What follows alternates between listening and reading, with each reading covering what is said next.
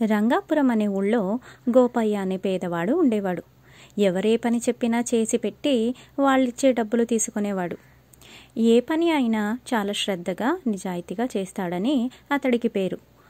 ఒకసారి గోపయ్యను ఆ ఊరి జమీందారు పిలిచి తన దగ్గరున్న పడవకు రంగులేయమని అందుకు 50 రూపాయలు ఇస్తానని చెప్పాడు.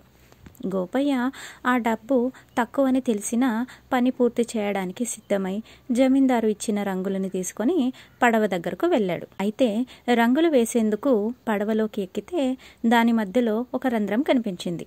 దాన్ని పూడ్చకుండా రంగులేయడం వల్ల ఉపయోగం లేదనుకున్న గోపయ్య ముందు దాన్ని పూడ్చేందుకు ప్రయత్నించాడు. సాయంత్రానికి పని పూర్తయింది. జమీందారు మర్నాడు వస్తే డబ్బులు ఇస్తానని చెప్పి గోపయ్యను పంపించేశాడు.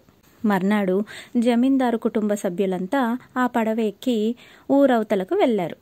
అదే రోజు ఊరి నుంచి తిరిగి వచ్చిన జమీందారు నౌకరికి ఈ విషయం తెలిసి కంగారు పడుతూ జమీందారు దగ్గరకు వెళ్ళి ఆ పడవకు ఉన్న రంధ్రం గురించి చెప్పాడు.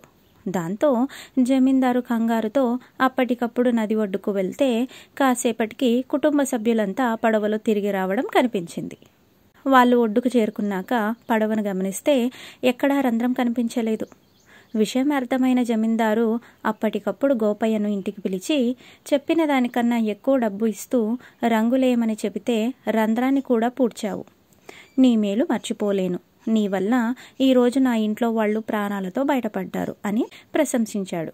ఇలా గోపయ్య మంచితనం ఊళ్ళో వాళ్ళంతా మరోసారి తెలుసుకొని అతడిని అభినందించారు.